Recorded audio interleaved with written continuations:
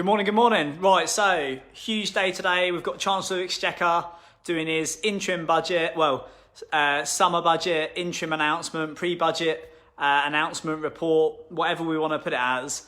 It's going to be a huge day today, and there's going to be lots of things announced with regards to how to get employment going, how to support the businesses that have been hit by coronavirus and make them get operational again and get activity going, and initiatives, whether it's VAT, stamp duty, deferment of taxes, anything that's required to get this stimulus going so we can move into the gold rush where the economy's just got to it needs a shot in the arm and we need to get the thing going again.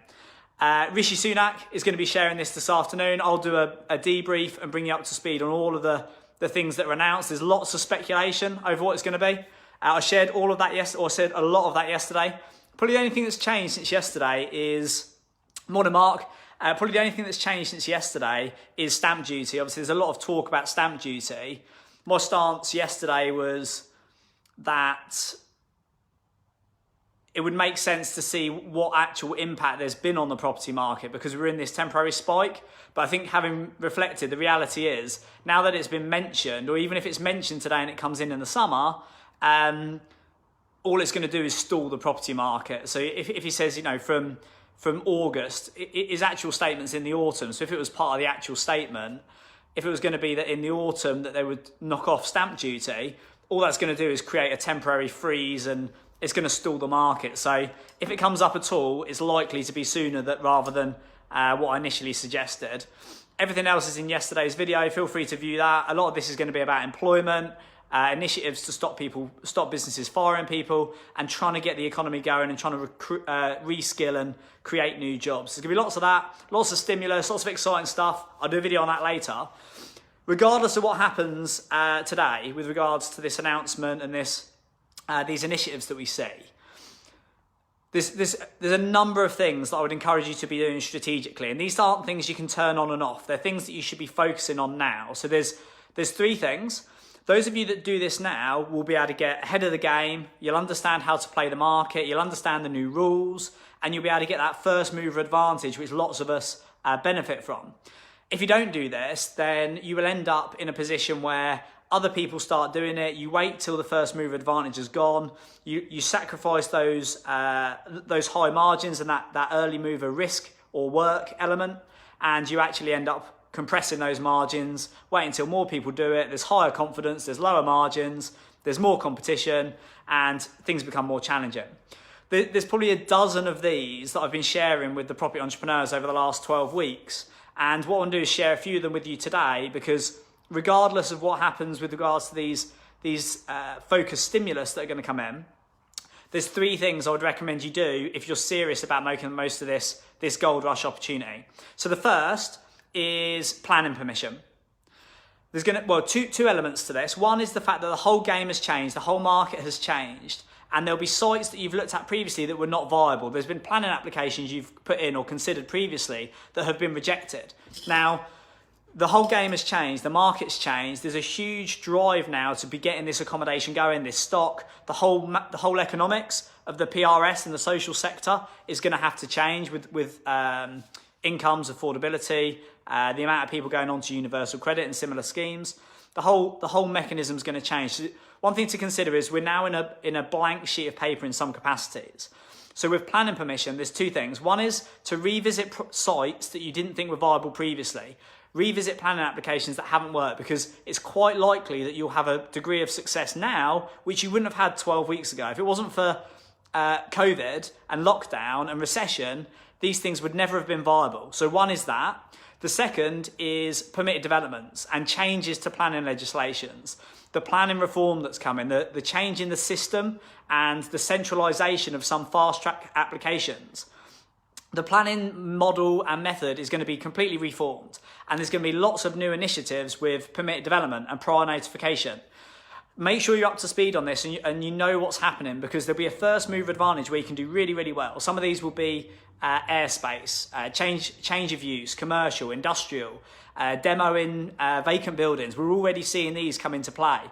There's going to be more and more changes to the planning process, but in the gold rush is a very defined period of time. If you remember the model that we talk about, it's a very defined period of time, and you need to move reasonably quickly to be able to capitalise on this opportunity. So the first thing is making the most of planning applications, making sure you're up to speed on permitted development changes and getting up to speed on that. 12 weeks ago, we adjusted one of our planning applications. So previously, it was completely rejected. We put it back through, and what it enabled us to do was get a change of use on a site. You can come through. Morning, Michael.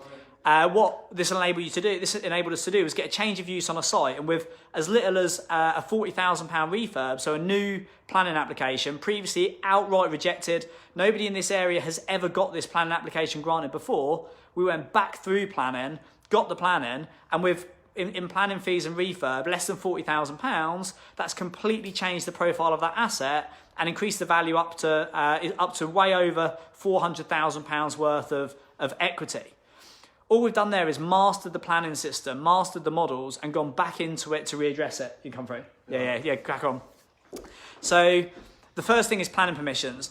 Revisiting planning applications that already exist, and second, getting up to speed on permitted developments. Make sure you understand what's going to happen there. And the example I gave there, one planning application back through the system, completely different angle, completely different strategy, and nobody in the history of this area has ever been granted that planning. We were outright refused it, but because we went back, because of COVID, for a £40,000 refurb, that's made us £40,000 fees and refurb, that's made us £400,000 worth of equity on that one site.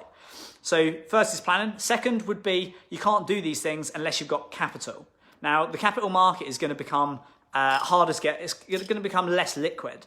And it's going to become harder to get finance, whether it's buy-to-let finance, money from the banks. Private investment will be different because there'll be a lot of capital out there that needs to be allocated. The second is to get liquid. Make sure when these opportunities come, you can actually move to buy them, because one of the reasons that deals become available is because, so the whole demand and supply mechanism, demand will reduce because there'll be less people in a position to buy with commercial finance, mortgages, affordability. There'll be less people ready to buy, and then there'll be supply increase because businesses will go bust. You can buy more businesses. There'll be retail space, commercial supply. There'll be stock made available. Supply will go up, demand will go down, which makes the price point lower. You can do some fantastic deals here. Now, we're doing a number of deals at the minute that I'll share with you in due course with regards to buying businesses, buying developments, buying stock. There's great opportunities there, but you have to be liquid to be able to move. So the second thing would be to make sure you're getting liquid. And there's loads of ways you can do this. It's the government grants, government finance, bounce back loans, CBILS, refinancing some of your properties. And if you're going to do that, I would recommend doing it now because the market will start to slow and start to become more challenging. Selling property, if you've got stock that you wouldn't be fussed about selling, there's a good amount of equity in it and you could use that better, either refinance it or potentially sell it. The market is spiking now, and it's not uncommon in some areas. Many of the property entrepreneurs we work with are selling stock above asking price. It's not uncommon for stock that's being listed at the minute to go for asking and above. It's definitely a seller's market at the moment, but that will change over the coming months. So get capital from there. Look at what other liquidity options you've got. Getting investors on board. Looking at working with friends, family who've got savings. Capital that's not earning anything. In fact, if you run it against inflation over the next 6 to 12 months, it'll be losing money in the bank. We may see negative interest rates. I don't think so. They're very hard to grow out of, but it might happen. Even now, there's no money in having money in the bank. Private investment is another way. We're in the process of raising £20 million of private investment, or £20 million of working capital. And that's a combination of refinancing a fair amount of our sites. We're refinancing some of our held stock, some of our developments. Selling stock, we've got £2.5 million worth of stock on the market at the minute to sell purely to get liquid. And then private investors. There's so much money out there where people just aren't getting a return. They've got money in the bank that's losing money against inflation. The second thing is to get liquid. Make sure going into this, you've got a war chest of capital so you can move. Because look at how much cash Warren Buffett's holding at the minute. Money, like cash, is king in recessions. And that's why transaction values will fall down. That's why there's opportunities, because there's less people in many cases to be able to actually move. And then the third would be mastering your market. is understanding strategically what's actually happening, because success and failure are very predictable, and you want to find a wave to ride. You want to find a niche in the market. Look at everything that you do and find a position in the market that might be new, it might be different, it might be something you've never done before, it might be something that never worked before. But because the market is changing, that the whole commercial space is changing, the whole retail space is changing, the finance market is changing, the PRS is changing, the social space is changing, the public sector is changing. All of this in the last 12 weeks has just been shaken up, and now we've got to watch it settle, make a call on strategically where are you going to go. And if you master the market, you'll understand how to do this. We've just signed, we primarily, in the boom time, in the last mature market, we're doing high-end professional stock. So high density, build to rent to sell, micro flats, £700, £800, £900 a month, like high A-grade spec, that was our thing. Two of our development sites, one of 18 units, the other one of 20 units.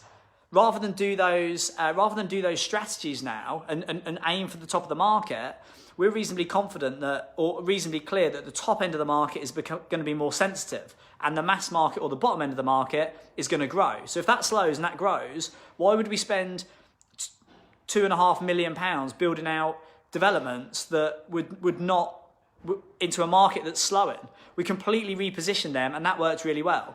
Equally with our pipeline with portfolio builders, we build high cash flow portfolios for high net worth individuals. And even within that, we're seeing that there's a change in where the returns are. Where previously they were at the top of the market, AAA grade stock, prime locations, there's some really real emerging markets in other sectors. We're just in the process of doing a contract with a charity. I'll keep you posted on this in due course.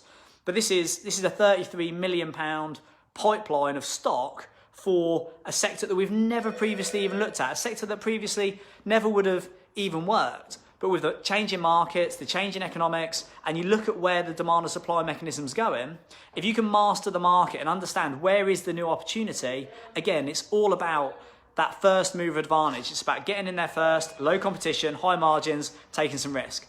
Right, everybody's turning up for work now, so I better go. Have a great day, everybody. Huge announcement today is going to be the Chancellor of the Exchequer doing his interim statement. I'll give you feedback, I'll debrief, I'll share all of those with you in due course. Have a great morning, have a great day, and get ready for the gold rush. 3 things that you must be doing right now. Take care.